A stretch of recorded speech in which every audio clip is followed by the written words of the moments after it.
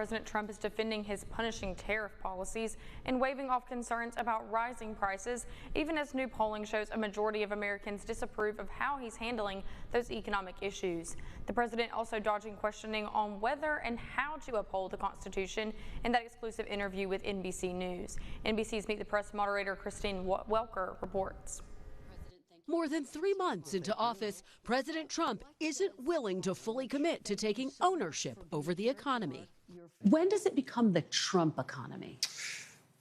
It partially is right now, and I really mean this. I think the good parts are the Trump economy, and the bad parts are the Biden economy, because he's done a terrible job. He did a terrible job on everything. So let's talk about the tariffs. And I want to ask you about something you said this week. Got a lot of attention. You were at your cabinet meeting. You said, quote, I'm going to quote what you said, maybe the children will have $2 instead of $30. Yeah. And maybe the $2 will cost a couple of bucks more than they would normally.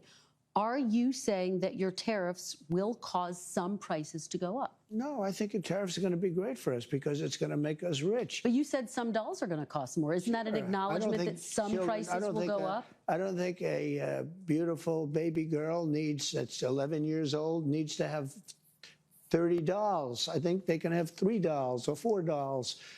Because what we were doing with China was just unbelievable. We had a trade deficit of hundreds of billions of dollars with China. When you say they could have $3 instead of $30, are you saying Americans could see empty store shelves? No, I'm not saying that. I'm just saying they don't need to have $30. They can have 3. They don't need to have 250 pencils. They can have 5. Is it okay in the short term to have a recession? Look, yeah, everything's okay. What we are, I said, this is a transition period. I think we're going to do fantastically. The president's first 100 days also marked by his immigration crackdown and mass deportation efforts. Your Secretary of State says everyone who's here, citizens and non-citizens, deserve due process. Do you agree, Mr. President? I don't know. I'm not a lawyer. I don't know. Well, the Fifth Amendment says I don't know. It seems. It might say that, but if you're talking about that, then we'd have to have 1 million or 2 million or 3 million trials.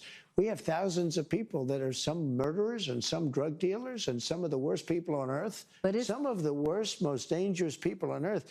And I was elected to get them the hell out of here, and the courts are holding me from doing it. But even given those numbers that you're talking about, don't you need to uphold the Constitution of the United States as president? I don't know.